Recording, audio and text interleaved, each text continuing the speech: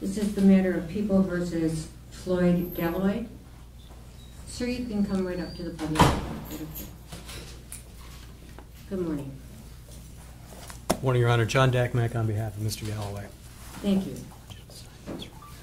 This is the date and time set for arraignment in this matter. Your Honor, for the record, we waive formal reading. We'll stand mute to the charge. Charges. All right. I am indicating the 3 charges for the record. First is kidnapping. It's a life offense, punishable not only by life, but the sex offender registry, up to a $50,000 fine and DNA to be taken upon arrest. Count 2 is criminal sexual conduct, assault with intent to commit sexual penetration, sex offender registration, and HIV/STD testing. That's a 10-year felony. And count 3 is assault with intent to do great bodily harm less than murder by strangulation. That's a 10-year felony and up to a $5,000 fine with DNA to be taken upon arrest.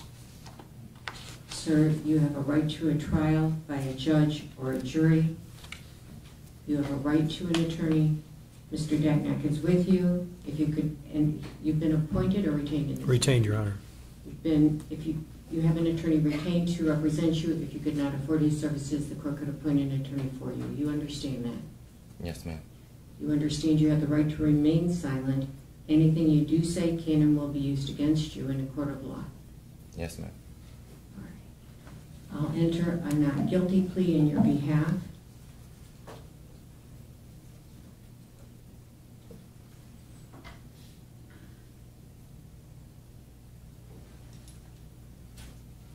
I am going to indicate that the file upon the motion of the prosecutor, both Kim Worthy and Ms. Bennett, the prosecutor assigned to this case, is going to be suppressed. This is due to fear for the welfare and safety of the victim complainant in this matter. They made that request upon the filing of the initial warrant and complaint. So the investigator's report and witness list will not be public documents. The investigation is ongoing, and there is threats of intimidation and or harm. Your Honor, for the record, this is the first we've heard of this. There's been I'm not aware of any threats or harm coming from my client. I don't know the basis for why the prosecutor made this request.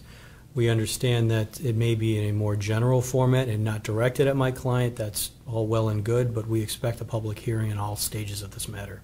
There will be access by the parties, but not to the public. Thank you, Your Honor. Did you want to address bond? Your Honor, briefly, my client has a college education. He's married. He's been living in this community in Oakland County for several years. His parents live in this community. His in-laws live in this community. He's in constant contact with all of them. Up until yesterday, we had no idea that these charges were there. But as you can imagine, and I think for the reason why there is so much attention on this case, there has been an indication that he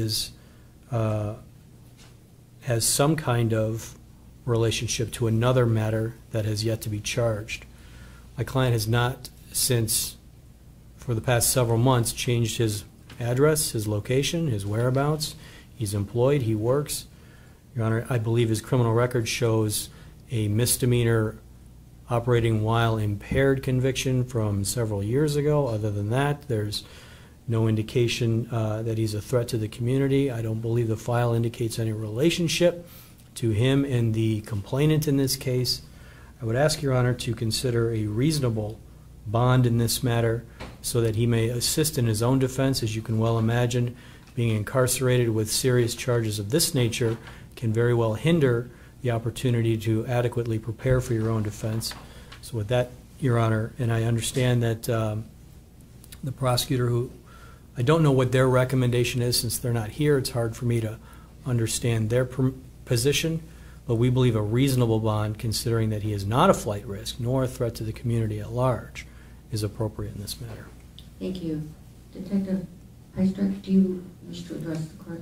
I do, Your Honor, thank you. On behalf of the prosecutor's office, due to the disparity of the charges, one being a life offense, we are asking for $1 million bond in this case. As Mr. Dankmack alluded to, there is another case that is being investigated right now. We believe at this time that he could be a flight risk, and if bond were to be posted, we would ask for a GPS tether. All right. And do you have the dates that the prosecutor was looking at in terms of the pre-exam conference and the exam? They're okay with the PCC. They were just looking to possibly set up the exam date at the PCC so they can That's fine. confirm with the defense attorney. Then we will set this for July 6th for the PCC, for the pre-exam conference. Could that be in the morning, Your Honor? I have an It will be in the afternoon. morning. Thank you.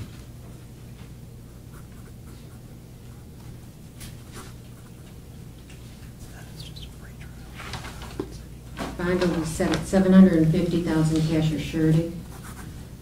I'm sorry, cash or surety, right? No 10%.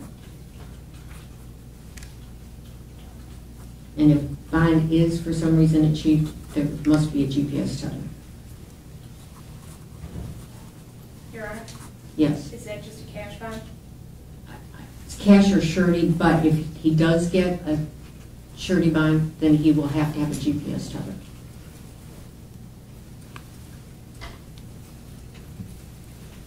Actually, with these charges, no surety, I'm sorry, it's just a cash bond.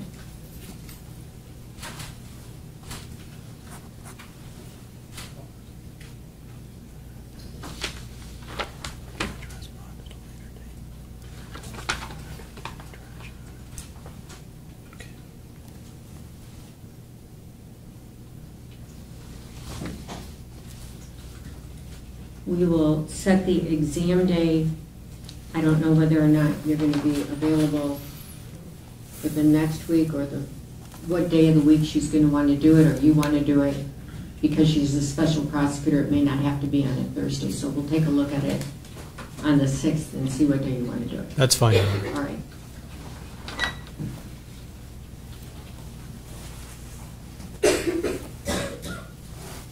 Your Honor, Any other issues? my client has filled out his advice of rights form. We can tender that to the court. If you need a discovery order, I can break that as well. Thank It you. might be good just for purpose of having one, Your Honor. All right. Other than, as long as it's under my suppression order, it only goes to you, no one else. Absolutely. All right. Thank you. That's it then. Thank you, sir. Sir, one last